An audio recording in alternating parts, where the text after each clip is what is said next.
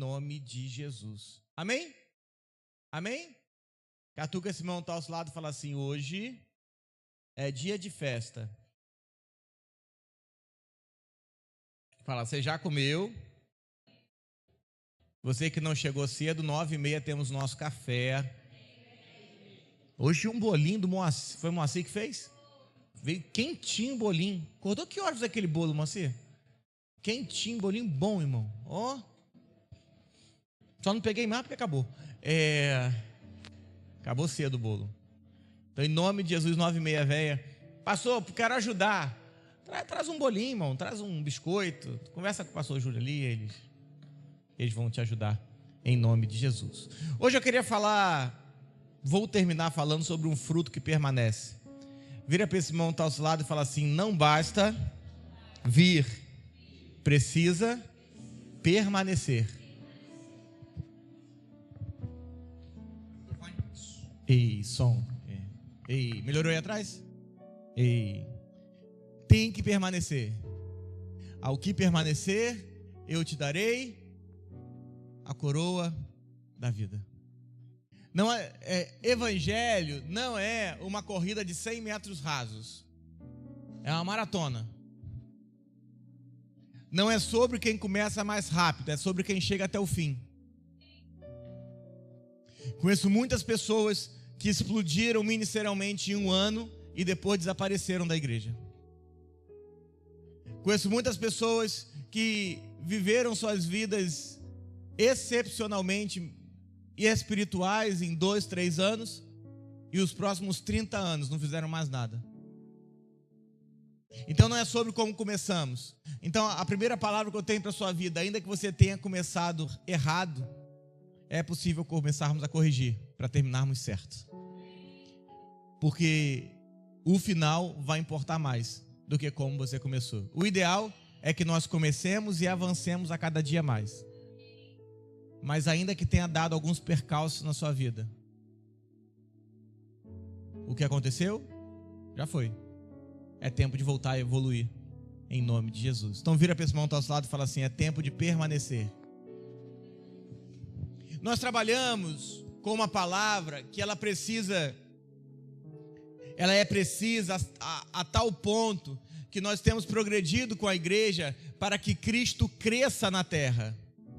Então a gente vem para a igreja, a gente recebe de Cristo, esse Cristo que nós recebemos, ele tem que crescer em nós, para que a partir de nós ele cresça na terra. Esse é o evangelho que pregamos, amém? Nós não trabalhamos para abrirmos portas de igreja, nós trabalhamos para que o evangelho cresça na sociedade. A tal ponto, como é que a gente consegue isso? Com ele crescendo na igreja. Então, o que nós precisamos entender é que nós precisamos começar a viver em comunhão. Entenda, eu respeito todas as autoridades, eu sou um sacerdote, eu não tenho problema com isso.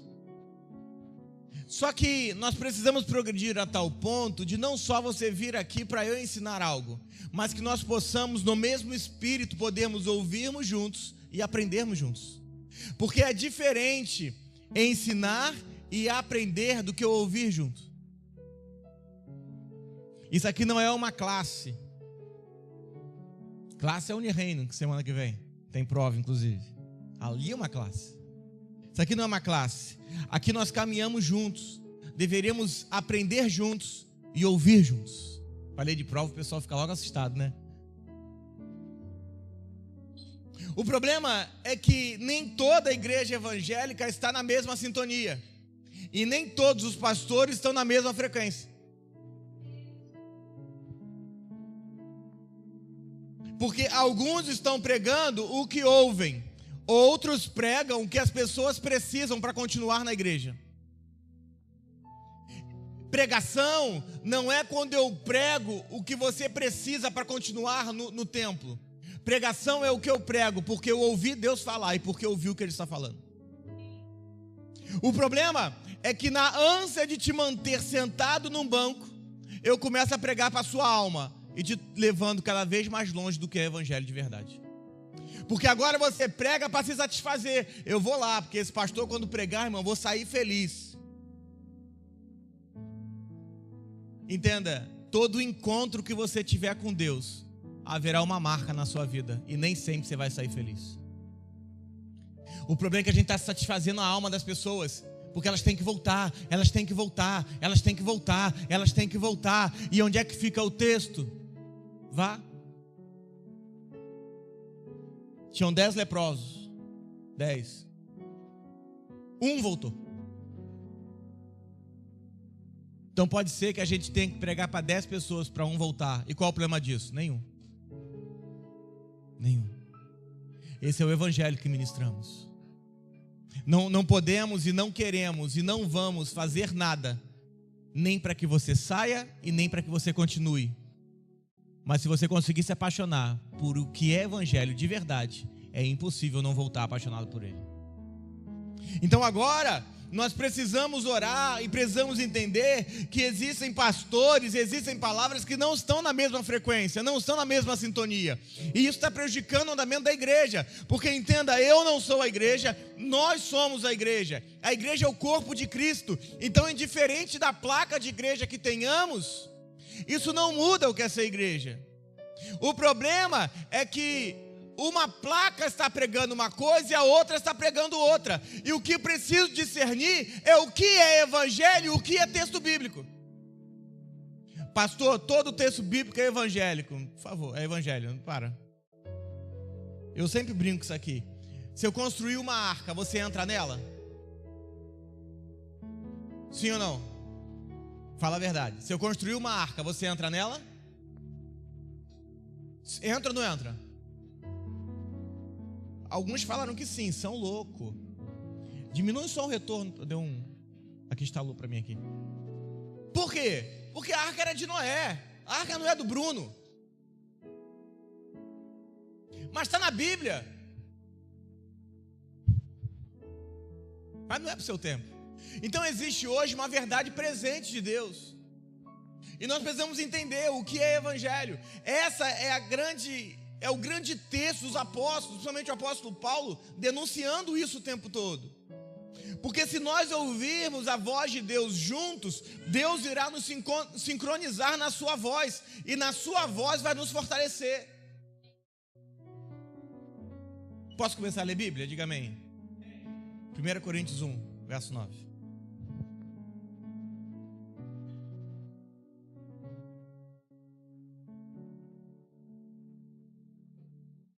Alguém consegue me trazer um copo de vidro, por favor? Porque eu estou só com uma garrafa aqui e eu estou sentindo que eu vou entornar ela.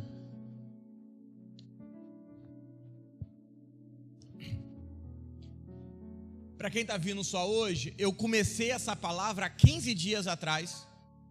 E se você quiser, está no YouTube, só assistir. Em nome de Jesus.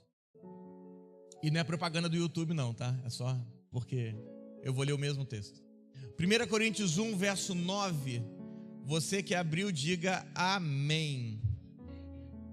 Eu vou deixar todo mundo abrir. 1 Coríntios 1, verso 9. Você que abriu, diga amém. Fala assim: fiel é Deus. Fala, fiel é Deus. Fala assim: eu não estou aqui porque eu sou fiel. Eu só estou aqui porque Ele é fiel.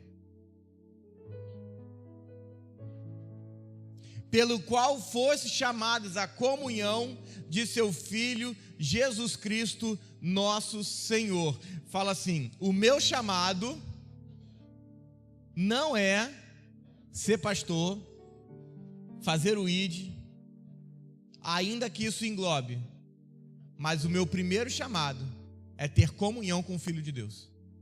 Por quê? Porque é o que está escrito: fiel é Deus, pelo qual foste chamados à comunhão com seu Filho Jesus Cristo, nosso Senhor. Fala assim: eu fui chamado a ter comunhão com Jesus. Versículo 10. Rogo-vos, irmãos, pelo nome de nosso Senhor Jesus Cristo, que todos faleis a mesma coisa, e que não haja entre vós divisões, antes sejais inteiramente unidos, na mesma disposição mental e no mesmo parecer. Fala, fiel é Deus. As trevas sempre vão pôr em dúvida a fidelidade de Deus. Você tem algo que Deus falou sobre a sua vida? Diga amém. Não. Você tem algo que Deus falou sobre a sua vida? Diga amém. Fala assim: fiel é Deus. Se Ele falou, Ele vai cumprir. O que está acontecendo agora é Deus está preparando você para o que Ele falou. Porque Ele falou entendendo que você estava perfeito, mas o problema é que você está mais imperfeito que perfeito.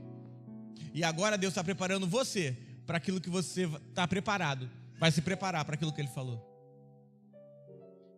O problema é que a minha fé, o meu crer, não pode estar sustentado na realidade que eu vivo. O meu crer precisa estar sustentado na fidelidade de Deus. O seu crer não pode estar sustentado na sua fidelidade. Porque por vezes você não é fiel, eu não sou fiel. Por vezes somos meros interesseiros. Se Deus falar que a sua vida vai ser um desastre, você permaneceria nele? Ou você só está interessado naquilo que Ele pode te dar? Se Deus falasse que você vai passar 40 anos sendo injuriado, acusando você de adultério, seus irmãos vendendo você, se Deus falar que durante 40 anos você vai inclusive ser preso por algo que você nunca fez, e se Deus falar que durante 40 anos, e 40 anos depois Ele vai cumprir o que Ele te falou quando você era um menino ainda, você permaneceria em Deus 40 anos? Ou em algum momento você levantaria a voz e falaria: eu não fiz nada? Fala assim: Deus é fiel para cumprir o que Ele falou, ainda que a sua realidade seja diferente. O problema é que a nossa crença está baseada no que vemos e não naquilo que Deus fala. Nós precisamos andar num sentido que diga: recebo no Filho, retenho no Filho e permaneço no Filho. Recebo de Cristo, retenho em Cristo e permaneço em Cristo. Até o ponto que a igreja caminhe numa unidade perfeita. E talvez a grande pergunta, e a primeira dessa manhã, é: pode existir unidade perfeita? Sim ou não? Olha que texto ruim, olha que complicado isso. Poderá existir uma unidade perfeita sua com esse irmão do seu lado? Sim ou não? A pergunta é não é se pode. A pergunta é: deve? Não é se pode existir. A resposta é: deve existir, tem que existir, é obrigatório existir. Porque, como eu preguei há 15 dias atrás, somente na perfeita unidade, na perfeita comunhão, a glória pode ser vista. A glória não pode ser vista na imperfeição. Moisés, olha tudo que eu fiz, olha tudo que você viu, olha como estão as coisas, olha como é o tabernáculo. Desce e faz exatamente como você viu. E diz a minha Bíblia, a sua, no final do livro de Êxodo, que ao estar completo o tabernáculo, a glória de Deus encheu o tabernáculo. Porque a glória na sua concepção só poderá ser vista através da perfeição. Então entenda, a igreja como corpo de Cristo, a glória só vai ser vista em sua plenitude quando estivermos inteiramente unidos, perfeitamente unidos.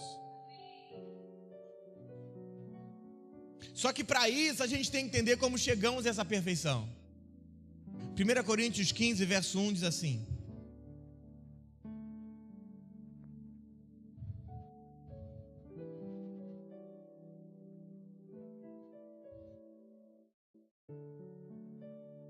Primeira Coríntios 15, verso número 1.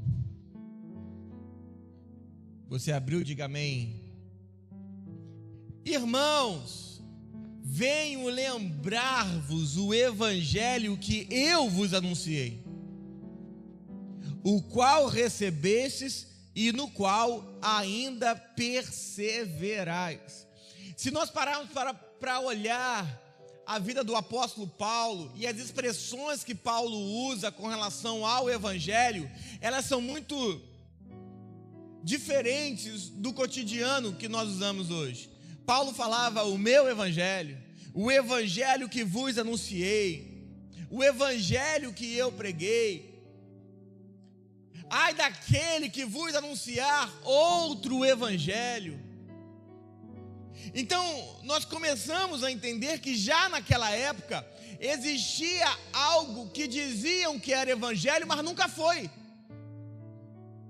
Porque, como é que diz a expressão, ai daquele que vos anunciar outro evangelho, porque estavam pregando algo que não é evangelho, mas que tinha versos bíblicos.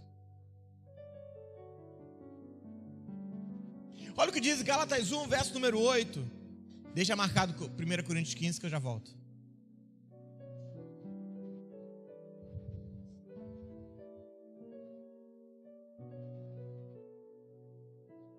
Se abriu, diga amém. Gálatas 1, verso 8 diz assim: mas ainda que nós, ou mesmo um anjo, vindo do céu, vos pregue um evangelho que vá além do que vos temos pregado, seja esse maldito. 9.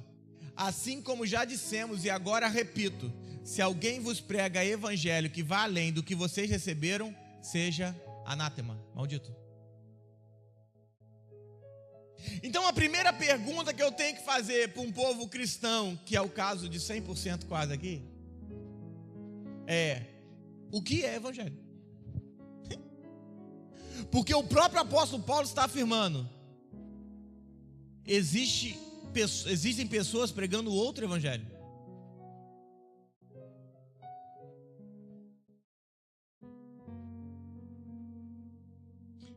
As pessoas dizem que adorariam ter Jesus como líder. A pergunta é se aguentariam, como Pedro, escutar que era Satanás, como Jesus chamou ele. Ou será que não sai da igreja e falar assim: nossa, o pastor lá falou que a gente é diabo? É muito fácil falar algumas coisas. Você aguentaria voltar, depois de Jesus ser mandado você expulsar demônio, entrar na casa dos outros falando: ó, ninguém quer receber, e tomar uma chamada falando: até quando eu vou estar com vocês? Sua cambada de imaturo. Você aguentaria ou ia sair da igreja chorando? Ai, tadinho, pastor lá é muito ruim, rude. Ai, o pastor lá faz guerra psicológica com a gente. O que é evangelho? Ah, pastor, isso é fácil. O evangelho é uma boa? Sério mesmo? Ou você está falando porque você escutou alguém falar isso? Presta atenção. Quem é que passou a faculdade? Quem passou a faculdade aqui? Levanta a mão. Foi uma boa notícia? Você ter passado a faculdade? Sim ou não? É evangelho? Deu ruim hoje. Quem é que teve filho? Você tem filho? Foi uma boa notícia? Sim ou não? É evangelho?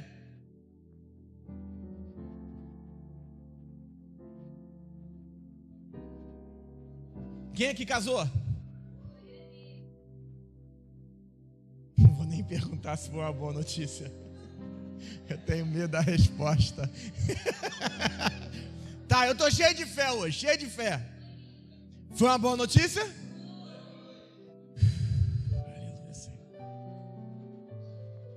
É evangelho? Não.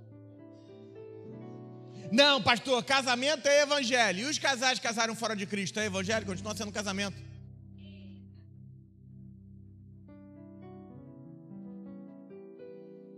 Tá, eu vou recalcular. Todo o evangelho é uma boa notícia, mas nem toda boa notícia. O problema é que você vem para a igreja e por ouvir boa notícia da sua vida, acha que é evangelho. Você vai ganhar isso, você vai ganhar aquilo, você vai conquistar aquilo outro, você vai isso. Não, você não vai nada. Você veio para morrer e para viver em Cristo. Isso é evangelho. Porque senão você vai confundir pregadores de boas notícias com pregadores do evangelho. E ai daquele que vos anunciar outro evangelho. Pastor, então o que eu distingo? Como é que nós vamos distinguir o que é evangelho do que não é evangelho? Você quer saber? Diga amém. Você quer saber? Diga amém. Cruz. Se o que te pregam não te leva para a cruz, não é evangelho. Porque não existe evangelho sem sacrifício do Senhor. Se te pregam um evangelho que não te leva a fazer a vontade de Deus, que não te leva a crucificar os seus erros, as suas vaidades, as suas vontades, não é evangelho, é boa notícia. E a boa notícia é: Ele morreu por você. O evangelho é: Ele morreu por você para você morrer nele. Isso é evangelho. Vamos voltar para 1 Coríntios 15, passada a introdução, começa a pregar. 15, verso 2. Vamos ler já que a gente fez uma introdução, a gente pode começar. 1 Coríntios 15, você abriu, diga amém. Irmãos, venho lembrar-vos o evangelho que vos anunciei, o qual recebestes e no qual ainda perseverais. Por ele também sois salvos, se retiverdes a palavra como eu preguei. A menos que tenhas crido em vão. Antes de tudo, vos anunciei o que também recebi. Olha o que é evangelho: que Cristo morreu pelos nossos pecados, segundo as Escrituras, e que foi sepultado e ressuscitou ao terceiro dia, segundo as Escrituras. Vos prego aquilo que recebi. O que o apóstolo Paulo recebeu? Que Cristo morreu, porque não há evangelho sem morte. O problema é que nós temos uma geração de pregadores anunciando boas coisas, anunciando boas notícias, anunciando bons tempos, mas não anunciam mais a morte.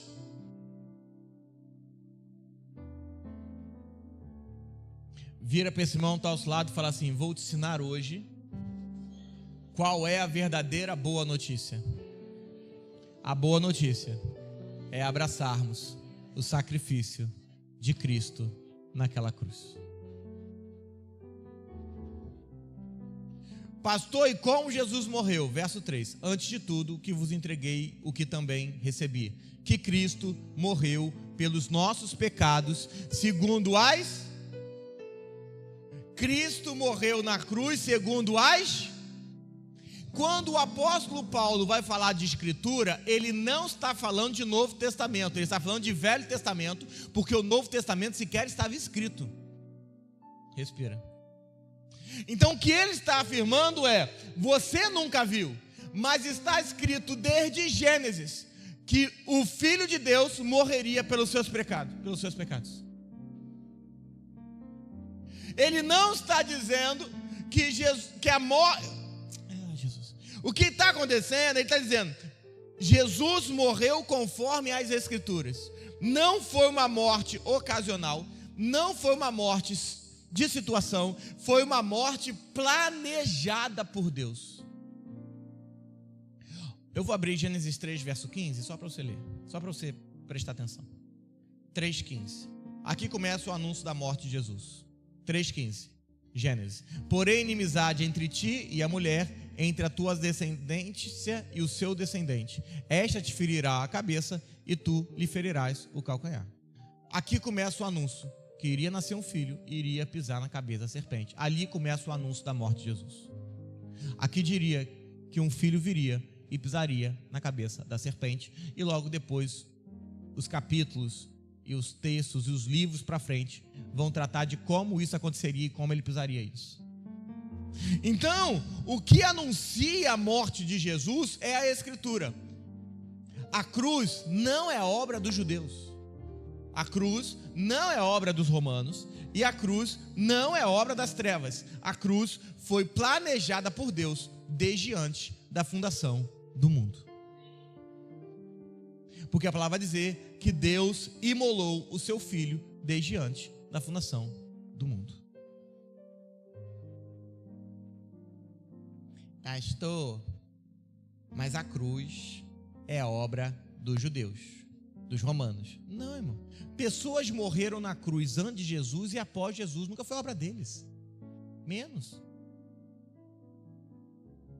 Moisés levantou uma cruz com uma serpente no deserto.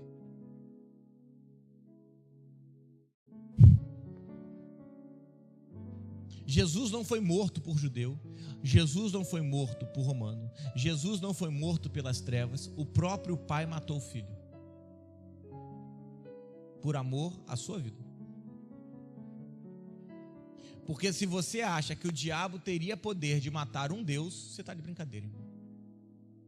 Jesus falou: eu mesmo me entrego, ninguém pode tirar a minha. Se ninguém poderia tirar a minha vida e você acha que outra pessoa tirou a vida dele, que não ele mesmo, você está falando que o que ele pregou era mentira. Logo, talvez ele não seria Deus. Simples assim. Se ele morreu conforme a Escritura, olha o versículo 4 de 1 Coríntios. E foi sepultado e ressuscitou ao terceiro dia, segundo a... Como foi a ressurreição? Conforme as Escrituras. E a gente poderia citar várias coisas aqui para elucidar isso. A chegada da arca de Noé ao Monte Ararat simboliza a ressurreição, é uma sombra da ressurreição de Jesus. Quando Noé chega ao monte, desce do Monte Ararat, no Monte Ararat, a partir dali, Gênesis 8, Gênesis 9, para frente, Deus começa a abençoar a terra. Abençoou Deus da terra, abençoou a multiplicação, abençoou a genealogia, abençoou os frutos, abençoou Noé, até que Noé pecasse e entrasse a maldição. Ali simboliza a ressurreição. Abençoou, abençoou, abençoou, abençoou. Tem um irmão que Deus mandou ele para Nínive. Aí dá uma de maluco, quer ir para outro lugar. Entra dentro de um barco,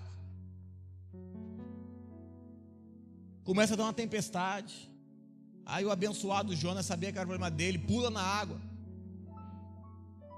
Vem um peixe, pastor, vem uma baleia. Não, lê a Bíblia direito, não tem baleia nenhuma na história. Tem um peixe grande. Nunca teve baleia naquela história, nunca. É um peixe grande. Pastor, a baleia está lá. Na sua imaginação a baleia está lá. Tem baleia nenhuma.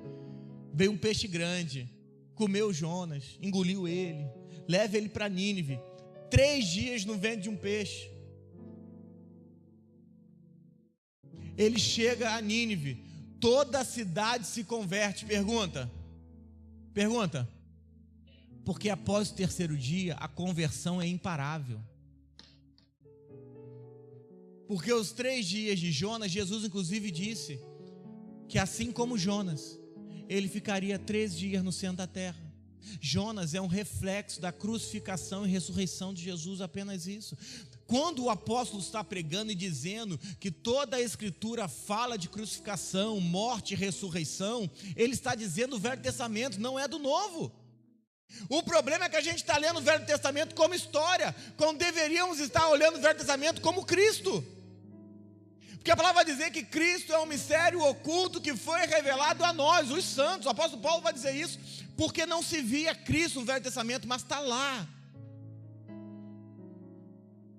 É só olhar as histórias. É por isso que ele disse para os judeus: vocês estão tentando ver a vida eterna na Escritura, mas elas testificam de mim. Por quê? Porque você lê Moisés, mas sou eu lá. Eu sou o libertador. Pegou? Sou eu lá. Então agora a gente vai ter que começar a entender o que estava sendo pregado. Isso é evangelho. Evangelho não é eu te levar para Moisés. Entenda. Depois do terceiro dia, a conversão é imparável. Ressurreição é uma obra de resgate. Por que de resgate? Porque você estava nele antes de nascer. Por isso que foi resgatado.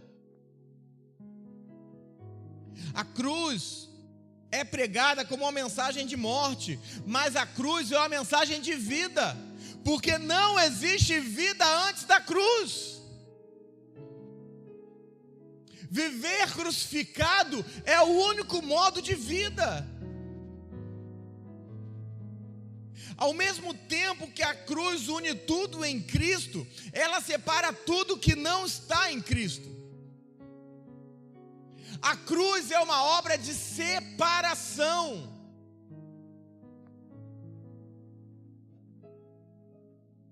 É que você acha que quando o Adão pecou, o Adão foi separado da vida, e é verdade, mas a primeira pessoa que o Adão foi separado foi de Deus, e quando o Adão se separou de Deus, aí entrou tudo aquilo que não estava em Deus: morte, pecado. Cruz é separação. A cruz veio separar tudo aquilo que não está em Cristo. A experiência com a cruz não é uma madeira, é ver a Cristo como Senhor, e Senhor de tudo da minha vida, e minha vida rendida a Ele. Me perdoe a dramaturgia evangélica, mas crucificação não é um drama ocorrido numa madeira. Toda vez que eu falo de cruz, você pensa num homem que veio na terra e foi pregado e morreu, e você chora, e amém por isso, não estou pregando contra isso. Só que não é mais tempo de uma igreja ressuscitada com Ele ver a cruz desse jeito. É tempo de uma igreja ressuscitada ver a cruz como um ato de obediência até a morte, morte de cruz. E agora, vê-lo reinando sobre tudo, inclusive sobre mim. O apóstolo Paulo não viu a cruz quando se converte. Você sabia disso? Que isso, pastor? Abre sua Bíblia em Atos 9, verso 4. O apóstolo Paulo não viu a cruz? Não viu a cruz.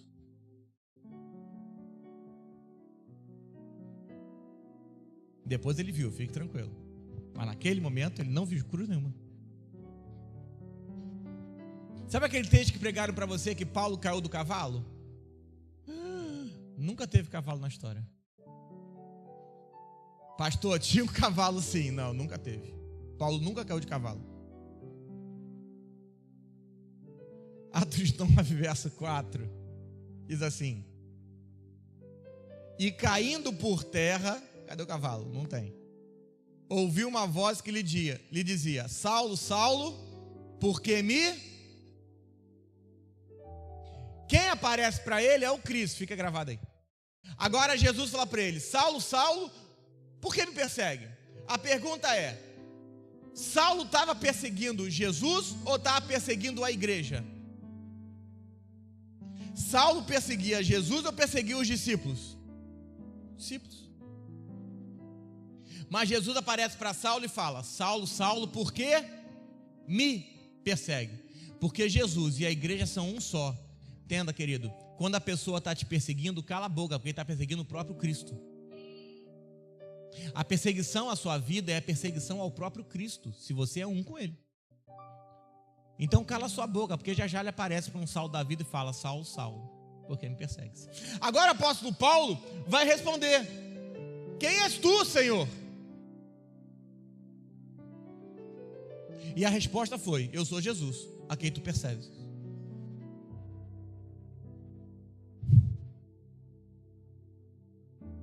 Paulo não viu uma cruz, mas viu um Cristo como Senhor. Quem és tu? Senhor. Paulo identificou que aquele era o Cristo, o Messias, o Filho de Deus. Paulo não teve uma experiência com a madeira naquele momento, mas a partir daquele momento começa a viver uma vida crucificada. Entenda, antes de Jesus, Roma já crucificava. O problema é que o desviado do Constantino, deixa eu beber uma água, para não ir contra a história que contaram para você. O desviado do Constantino disse que sonhou com uma cruz e que aquela cruz mudaria muitas coisas. E começou a botar a cruz nos soldados. E eles começaram a pregar e matar e catequizar em prol daquela cruz. O desviado do Constantino viu uma cruz com madeira. Mas cruz é a obediência de Cristo até a morte. Isso é cruz. Cruz não é uma experiência com a madeira, porque senão eu colocava aqui um monte de madeira aqui, 2 pregos e ia preso no primeiro culto. Primeiro culto eu ia preso, irmão. Experiência com a cruz é morte, até a morte de cruz. O problema é que durante 17 séculos a igreja levantou uma madeira e não uma obediência dentro da igreja. Fale de cruz da igreja, eles vão associar a madeira.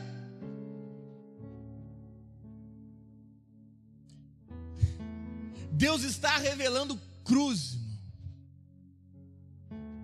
E é tempo de vivermos como Jesus viveu e pensarmos até a morte e morte de cruz. Olha o que diz em Filipenses 2, verso 8.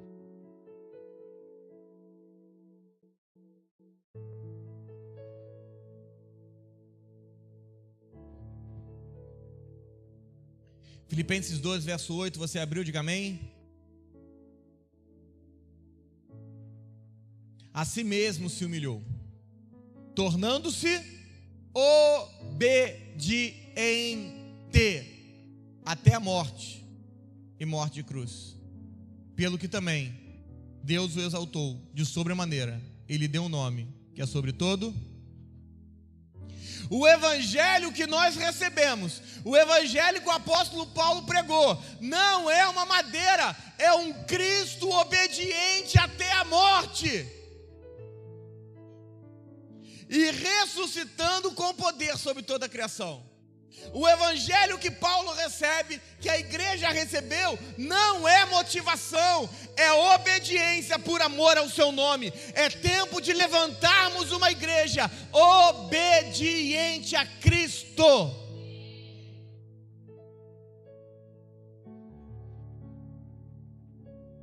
O problema é que vivemos num século 21 de uma igreja mimizenta.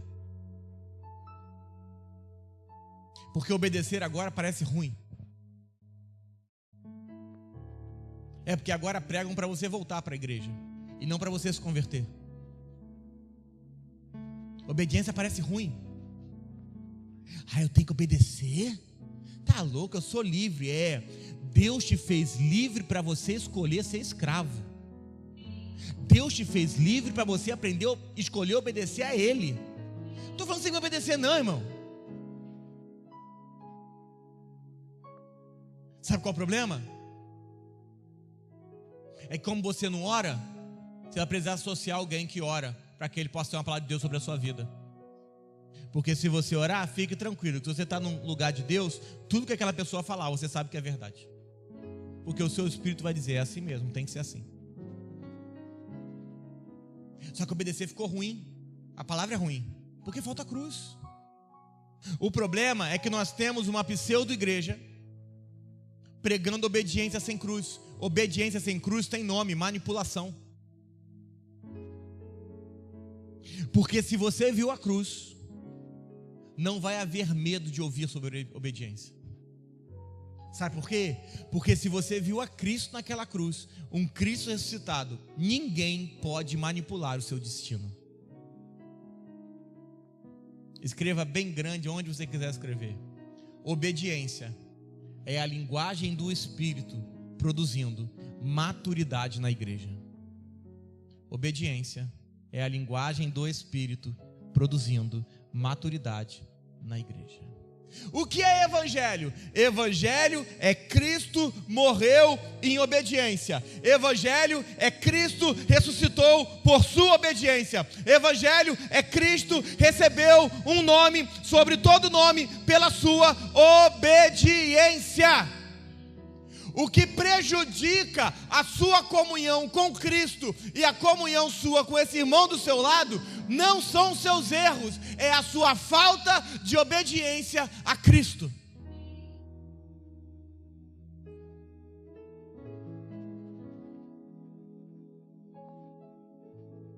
Porque Deus nos chama a uma comunhão perfeita com Cristo e entre nós. Só que para que eu tenha uma comunhão perfeita com o Bruno, com a Ashley, com o Gustavo, com o Vincent, eu vou precisar primeiro ter uma comunhão perfeita com Cristo. Eu jamais vou conseguir ter uma comunhão perfeita com a Carol, com a Nicole, com a Raíza, com a Cássia, com o pastor Júnior, se eu não tenho uma comunhão perfeita com Cristo. Porque em qualquer fala dele, eu vou começar a suspeitar deles. Porque se eu estiver no Espírito, a hora que falarem qualquer coisa, Deus vai falar comigo. É assim mesmo. Ou não é assim.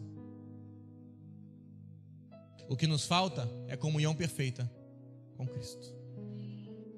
Pastor, então como eu posso ter uma comunhão perfeita com a minha esposa, com o meu marido, com os meus filhos, com meus irmãos? Simples. Tendo uma comunhão perfeita com Cristo. Cristo teve comunhão perfeita com o Pai e temos comunhão perfeita com Cristo, para termos comunhão perfeita entre nós. Cristo e o Pai eram um, para que nós sejamos um com Cristo e podemos ser um com outros. E por que nós não temos? Por que é que nós não temos problemas? Por que é que nós não temos problemas com a nossa comunhão com Cristo? Simples. Porque nós enxergamos a sua autoridade sobre nós. Sabe por que você tem problema com esse irmão que está ao seu lado? Porque você não enxerga a autoridade de Cristo na vida dele. Porque o dia que você tiver, você cala a boca. Você já reparou, líder amado no meu coração, que talvez você dá a mesma direção para um discípulo e ele não te ouve. Eu falo a mesma coisa e ele ouve? Quem já passou por isso? Por quê? Simples. Porque a comunhão dele com a sua vida está alocada em autoridade. Como ele nesse momento não enxerga autoridade sobre você, ele não consegue ter comunhão. Logo não consegue escutar o que você fala.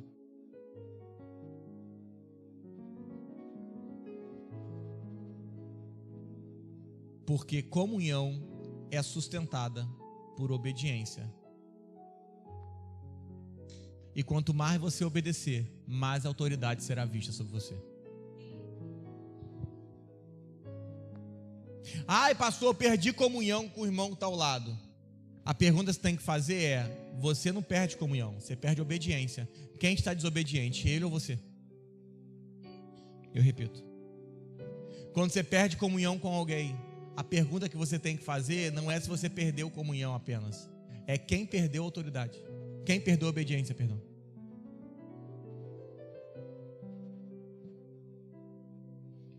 Escreva bem grande. Permanecendo em obediência, permaneceremos em comunhão. Na comunhão perfeita com Cristo, aperfeiçoamos a obediência.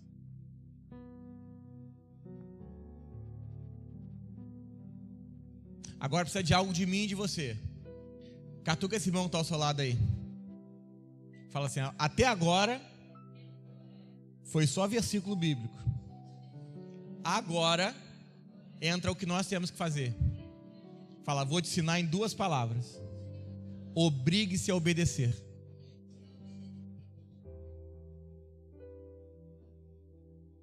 Porque uma coisa é Deus falar com você.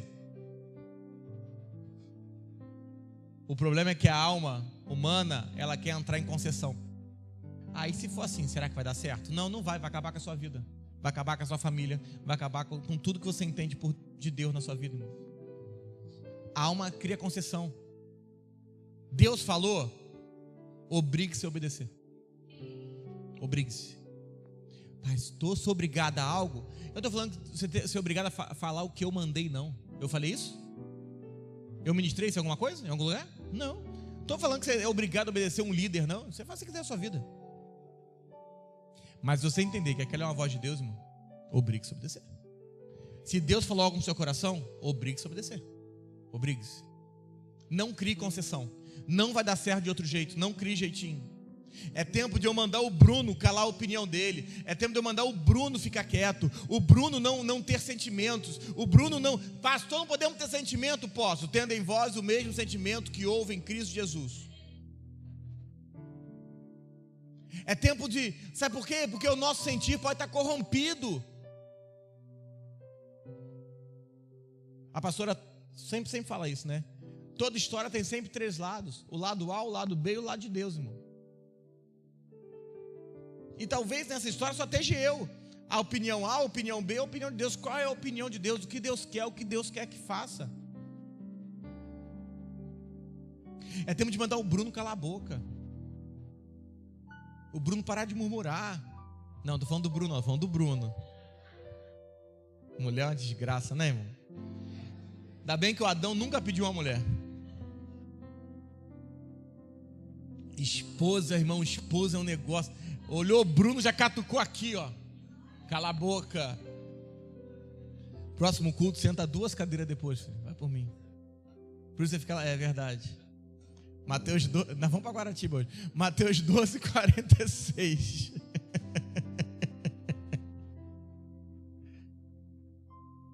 Pastor, e quando é que entra a minha vontade? Antes da cruz sempre, depois da cruz nunca. Na cruz você pode gritar no máximo. Pegou? Onde é que entra a minha vontade, pastor? Antes da cruz, tenha sempre. Na cruz, grite. Depois da cruz, você não tem mais vontade. Então agora você tem que identificar onde você está. Se tendo vontade antes da cruz, ou se você está na sua fase de gritando, na sua gralha, ou se você está, é verdade, me obrigo a obedecer, porque eu já passei da cruz. Pastor, não é sobre isso, obediência. Não, Jesus falou de brincadeira, Mateus 12, 46, vamos lá. Tem que obedecer não? Tem não. 12, 46, Mateus. Pastor, eu estou vindo hoje, tem muito versículo. Não, irmão, tem pouco ainda, vai com calma. Pastor, eu estou acostumado com palavra de 30 minutos. Não, esse nome disso é comercial. A gente gosta de podcast. Comercial que é rápido.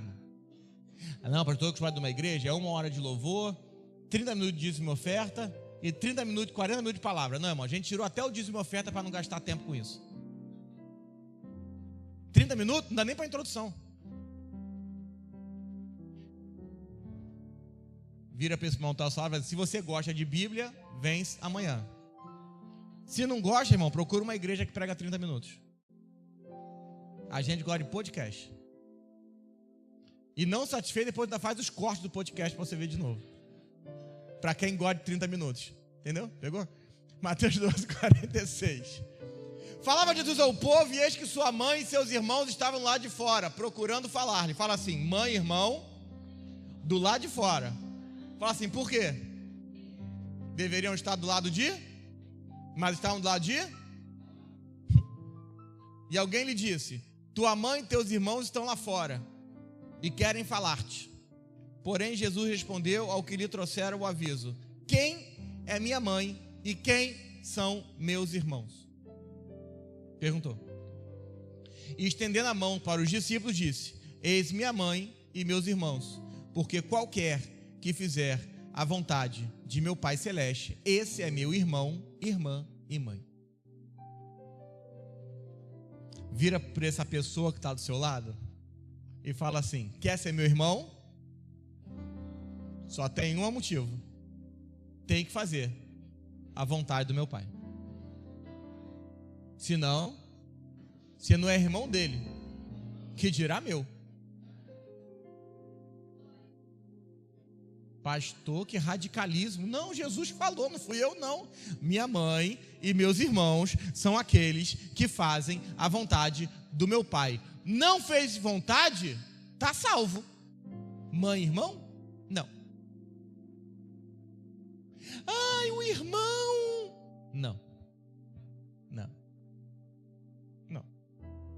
Pastor, que radicalismo. E onde é que fica o amor nisso tudo? Na mãe e nos irmãos. O amor de Deus salvou as pessoas. Mas você não foi salvo para viver do seu jeito. Você foi salvo para ser mãe, irmão e irmã. Esse é o seu chamado. O nosso ponto de encontro não é o templo evangélico. Nosso ponto de encontro é obediência a Cristo. Não são interesses pessoais.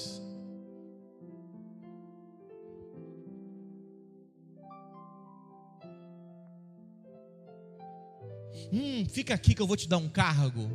Não. O nome disso é prostituição. É quem se vende por causa de prazer. Pode haver perfeita comunhão entre nós? Sim.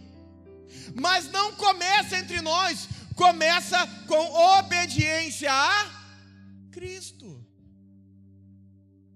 Deus pode ser expresso pela igreja? Sim.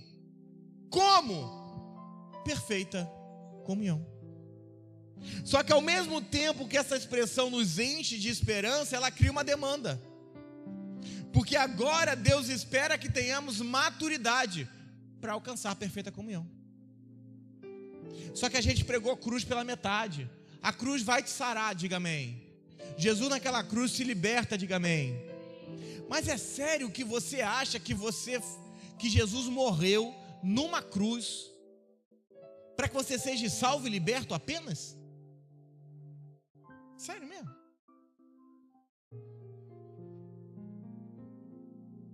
Pastor, eu morri na cruz para ser salvo do inferno. Sério mesmo? Que o problema de Deus é com o inferno? Não. Deus nos recupera para que Ele possa expressar a si mesmo perfeitamente na sua vida na terra. Deus espera olhar para você a própria expressão perfeita dele. É por isso que você fala, já não vivo eu. A questão não é se Cristo vive em você, é quando ele vai ser externado a partir de você. Deus está determinado em mostrar a sua perfeição na terra, e o fez por meio do sacrifício do seu Filho.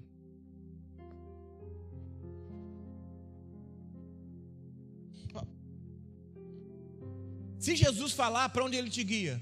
Gálatas 1, verso 11. Olha que legal isso aqui. Abre aí. Gálatas 1, verso de número 11.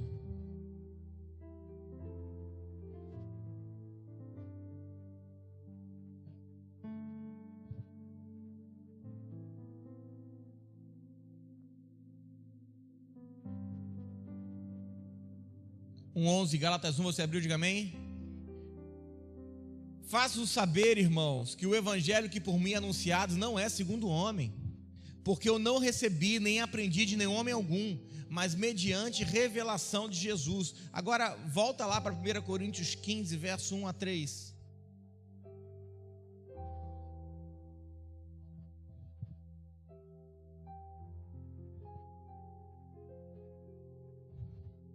(1 a 3). Irmãos, venho lembrar-vos o evangelho que vos anunciei, o qual recebeste, no qual ainda perseverais, porque ele também sois salvos, porque por ele também sois salvos, se retiveres a palavra como vô-la preguei, a menos que tenhas crido em vão. Antes de tudo vos entreguei o que também recebi, que Cristo morreu pelos nossos pecados, segundo a Escritura.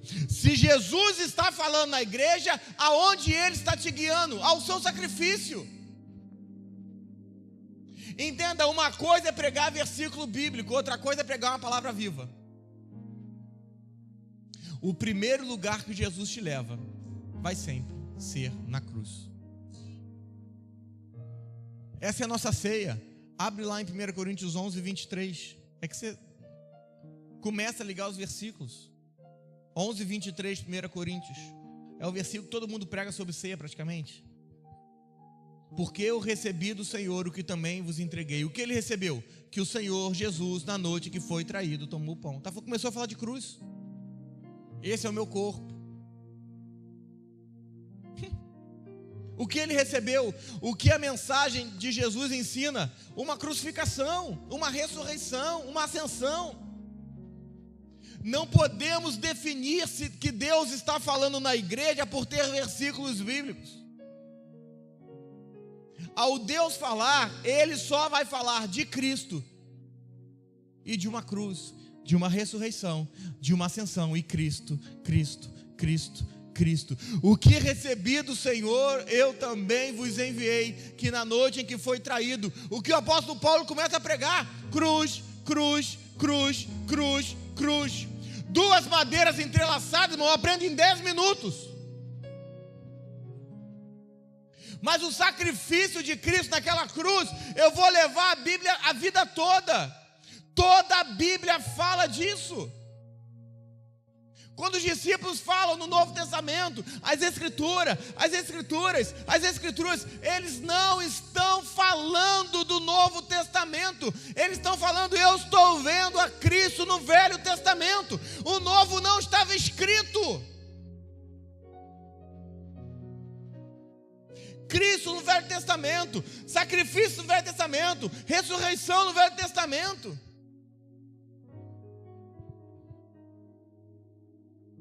É o que diz o versículo 4 de 1 Coríntios 15.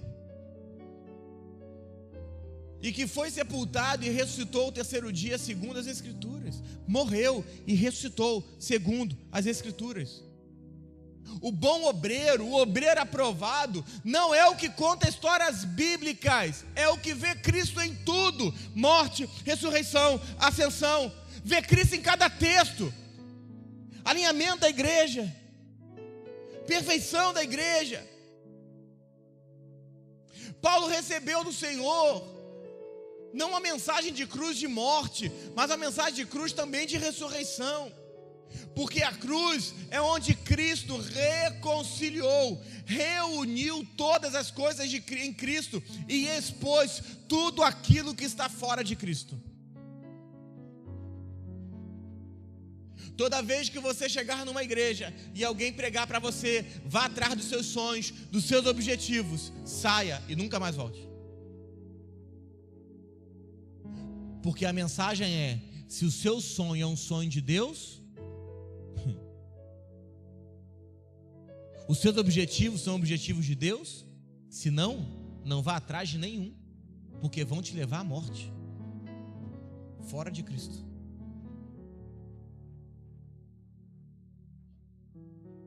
Tudo aquilo que estiver em Cristo está em paz.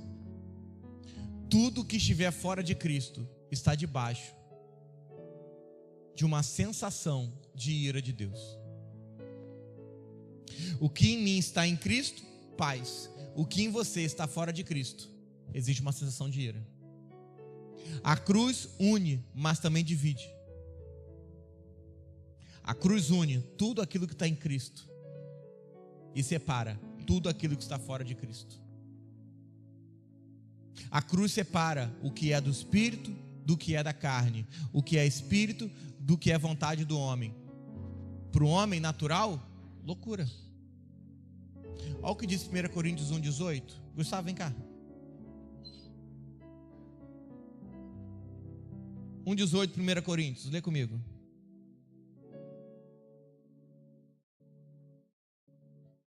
Certa, 1,18, você abriu, diga amém.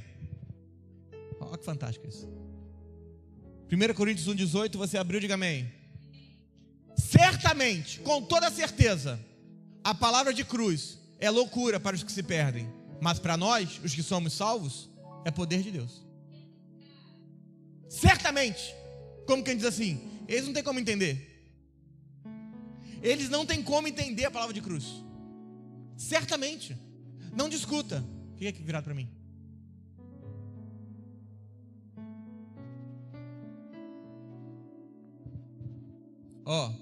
A cruz, Jesus numa cruz, ok? Antes da cruz,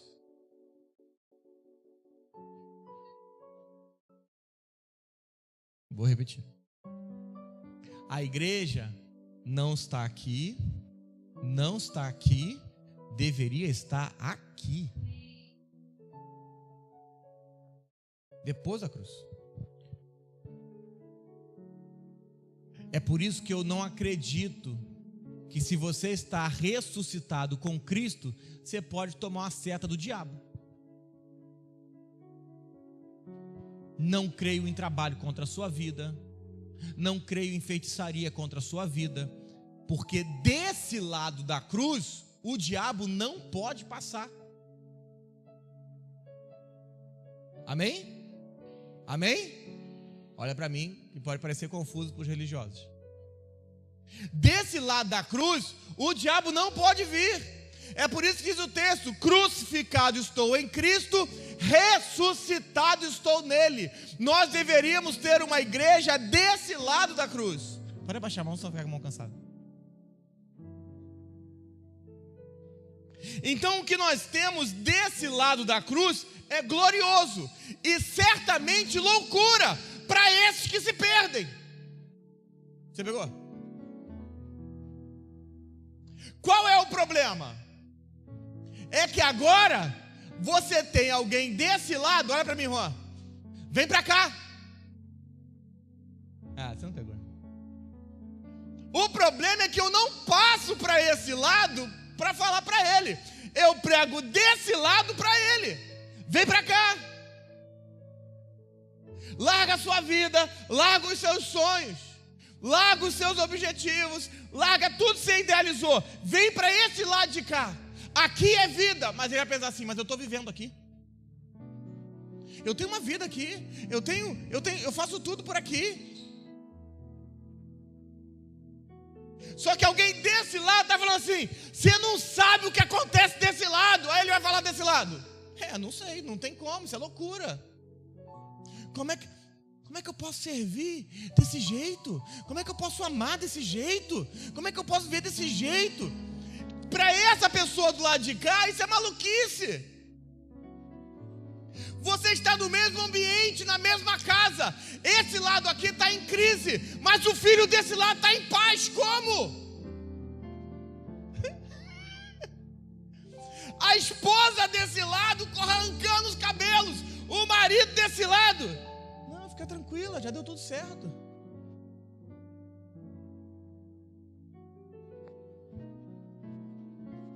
Como? Desse lado, eu procuro viajar, ir para Dubai. Desse lado eu quero ficar no hotel 5 estrelas. Desse lado, o melhor hotel é uma prisão romana. Você não entendeu? Esse lado aqui,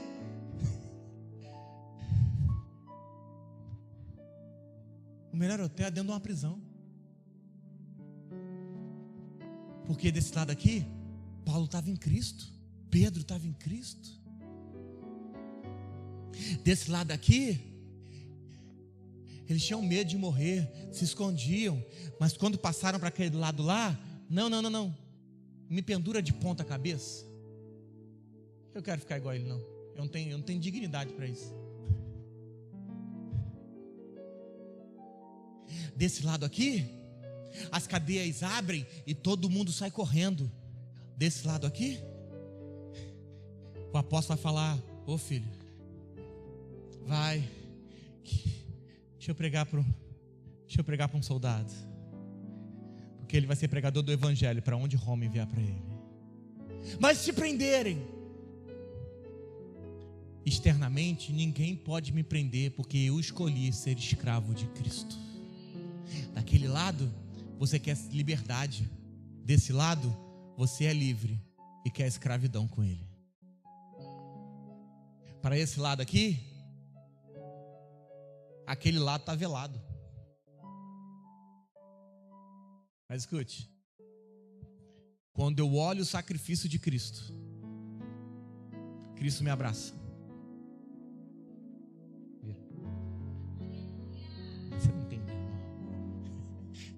Eu vou repetir para você compreender o que está acontecendo. Abre os braços. Alguém pregou daquele lado. E eu escutei. E eu olhei o sacrifício. Eu não estou enxergando, tem do outro lado. Porque desse lado, eu estou vendo um Jesus morrendo. Desse lado, eu vejo um Jesus que sofreu. Desse lado, eu vejo alguém que morreu pelos meus pecados. Mas quando eu olho para essa cruz, Ele me translada. E eu agora, eu não vejo mais um Jesus que morreu. Eu vejo um Cristo vivo. Agora eu vejo desse lado. E eu começo a virar para aquele lado e falar: sai daí, você não sabe o que você está perdendo desse lado. Você está morrendo. Você está morrendo, vem para cá. Vem para cá que a vida está aqui. Vem para cá. Eu agora sou transladado e não vejo mais o Jesus crucificado. Eu começo a ver o Cristo ressurreto. Agora daquele lado, vira. Jesus fala: eu morri para isso, para que você viva essa realidade. Eu morri para que você esteja perfeito. Agora você entendeu por que eu morri. Eu morri para te transladar da potestade das trevas para o reino do seu amor. Eu morri para te apresentar uma realidade nova. Eu não morri só para te tirar do inferno. Eu morri para que você viva a minha realidade, a minha vida. Pode ficar entrado aí, desse lado. Pode? Não, fica aí. É por isso que o apóstolo Paulo vai dizer que agora o que eu vivo, não vivo mais na carne.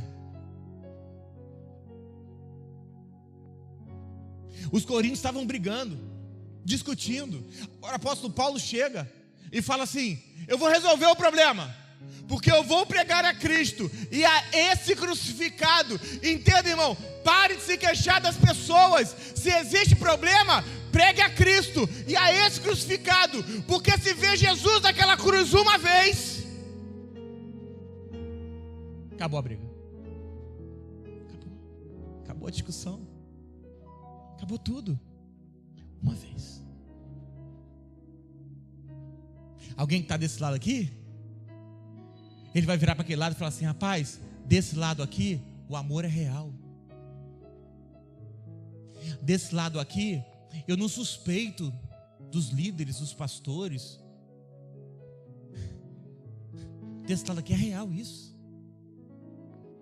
Desse lado aqui eu tenho discernimento no espírito para saber se tem alguém manipulando ou não. Não é suspeito.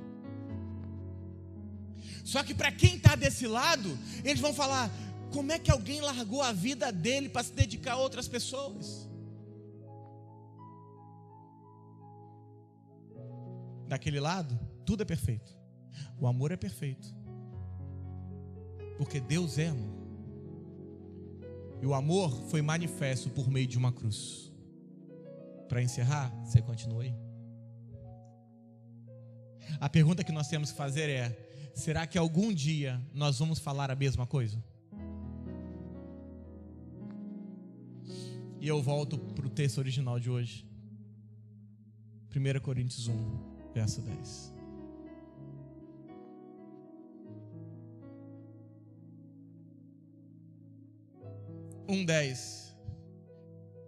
Diz: rogo-vos, irmãos, pelo nome de nosso Senhor Jesus Cristo, que faleis todos a mesma coisa, que não hajam divisões entre nós, antes sejais inteiramente unidos, na mesma disposição mental e no mesmo parecer. Falem a mesma coisa. Fale a mesma coisa. Desse lado aqui, o que nós temos é uma unção da Babilônia. Eu repito. Desse lado aqui, o que nós temos é unção babilônica. Se você quer saber, pergunta. Porque há variedade de línguas. multiplicação de línguas. Você lembra da torre? Daquele lado, nós até temos muitos idiomas, mas todos têm a mesma linguagem. Ah, você não pegou. Você não pegou. Desse lado da cruz, o que nós temos são múltiplas linguagens. É uma unção babilônica. Daquele lado,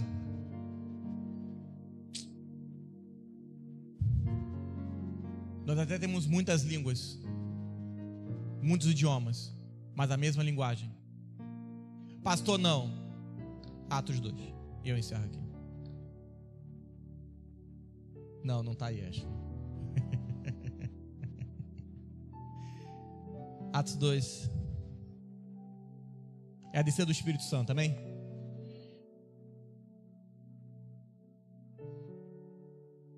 Ora, versículo 5, Atos 2.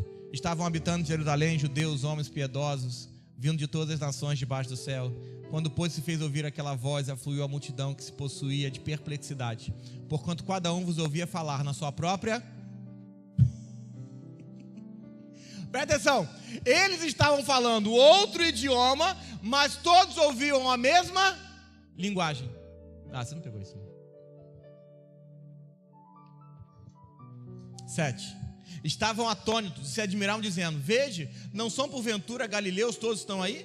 Como os ouvimos falar, cada um em nossa própria língua? 12. Todos atônitos. 11. Tanto judeus como prosélitos, cretenses, arábios, como os ouvimos falar na sua própria língua as grandezas de Deus? Todos atônitos, perplexos, interpelavam uns aos outros. O que quer dizer isso? Eles tinham muitos idiomas, mas uma só linguagem. Fala assim: a linguagem do Espírito. Desse lado, unção babilônica. Todo mundo fala muita coisa, mas ninguém entende. Desse lado, ainda que tenhamos muitos idiomas, todos entenderão. Porque aqui só se fala a linguagem do Espírito. Existe perfeita unidade? Sim. Se sujeite a Cristo. Naturalmente, desse lado, é impossível.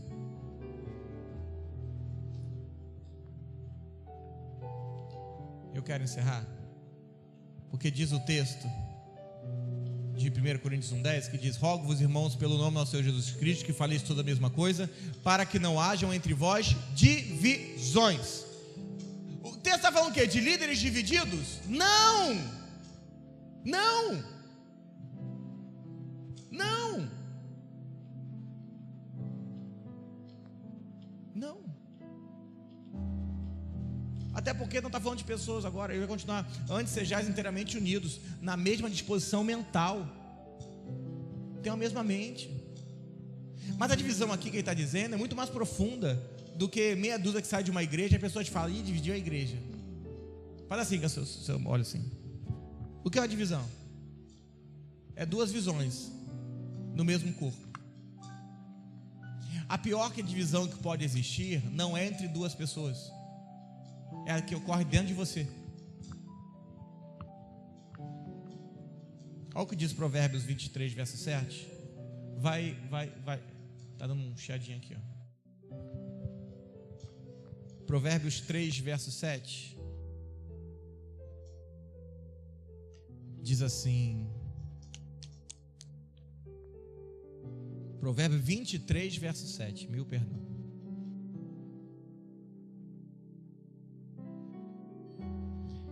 Diz assim: porque como imagina a sua alma, assim é. Ele diz: come e bebe, mas o seu coração não está contigo.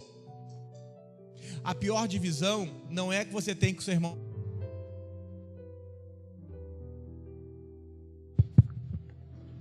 Acho que é a bateria.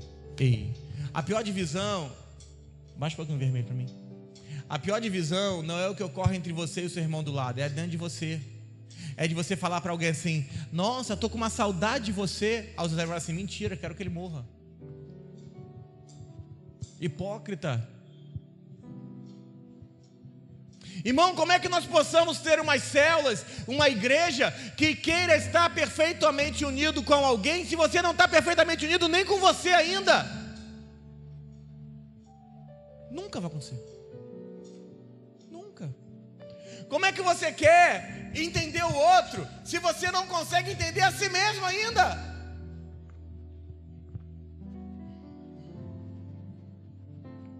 Você pensa uma coisa e fala outra. Entenda, o Senhor nos deu a Cristo. O meu pensar deve ser Cristo, o meu sentir deve ser Cristo, o meu falar deve ser Cristo. Eu devo ser coerente com a vida que habita em mim, Cristo. A cruz faz com que o Deus perfeito se expresse perfeitamente em comunhão. Filipenses 1,6 vai dizer que aquele que começou a boa obra é fiel para terminar. Fala assim: eu sou a obra do Senhor. Deus está fazendo uma grande obra em mim. Vira para esse irmão e fala assim: Deus vai terminar o que Ele começou. Vira para ele e fala assim: para de atrapalhar, deixa Deus terminar o que Ele começou. Fala: a culpa não são líderes religiosos, a culpa não são pessoas, o culpado é você atrapalhando o que Deus quer fazer na sua vida. E entenda, Deus não é você que é fiel para terminar. A palavra diz que fiel é Deus.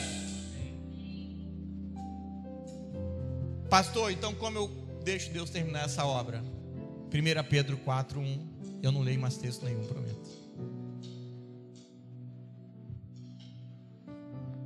4:1, 1 Pedro diz assim. Se abriu, diga amém.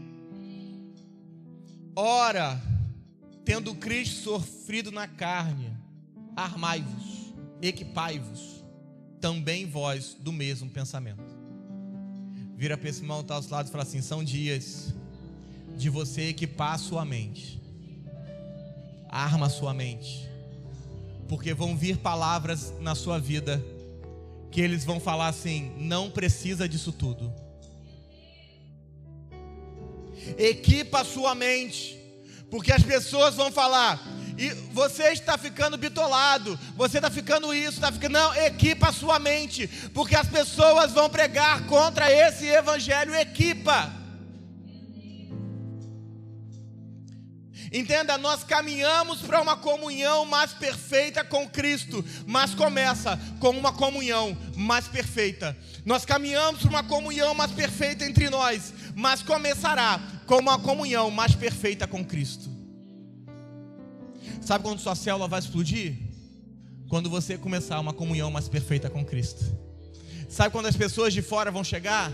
Quando você começar uma comunhão mais perfeita com os que estão lá. É tempo de comunhão pelo Espírito e não mais só porque você gosta de alguém. Me perdoe a sinceridade, mas pouco me importa se você gosta de mim ou não, contanto que nós estejamos no mesmo Espírito. Igreja não é algo carnal, é algo espiritual. Você pode chegar aqui e sair me odiando, como ocorre em alguns cultos e faz parte disso. Mas você vai sair no Espírito falando: tudo que foi falado é verdade. Comunhão no Espírito. Comunhão não é fazer o mesmo, porque nós fazemos coisas diferentes. Comunhão é falar o mesmo, sentir o mesmo e pensar o mesmo, ainda que façamos coisas diferentes. Eu repito. Não espere fazer a mesma coisa que eu e a pastora. Nós não precisamos disso. Mas falemos o mesmo, pensemos o mesmo e sintamos o mesmo. Sabe por quê? Porque a partir daí, em qualquer lugar do mundo, pregaremos a mesma coisa. Ah, você não entendeu, irmão.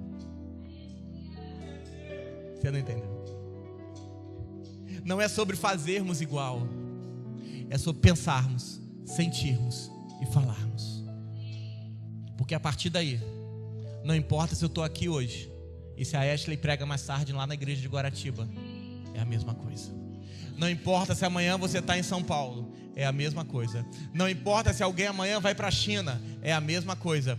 Ainda que façamos coisas diferentes, ainda que estejamos em lugares diferentes, nós nunca vamos ter linguagens diferentes, porque ainda que sejam muitos idiomas, todos ouviremos o mesmo, sentiremos o mesmo e respiraremos o mesmo, porque a linguagem é uma só, a linguagem do Espírito. E fique de pé. Vou te usar só mais uma vez.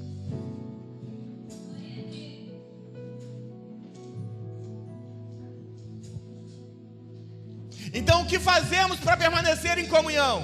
Deixa eu fazer uma bagunça boa. Tirando o Gustavo, se você tem alguém da sua célula, alguém que você trouxe,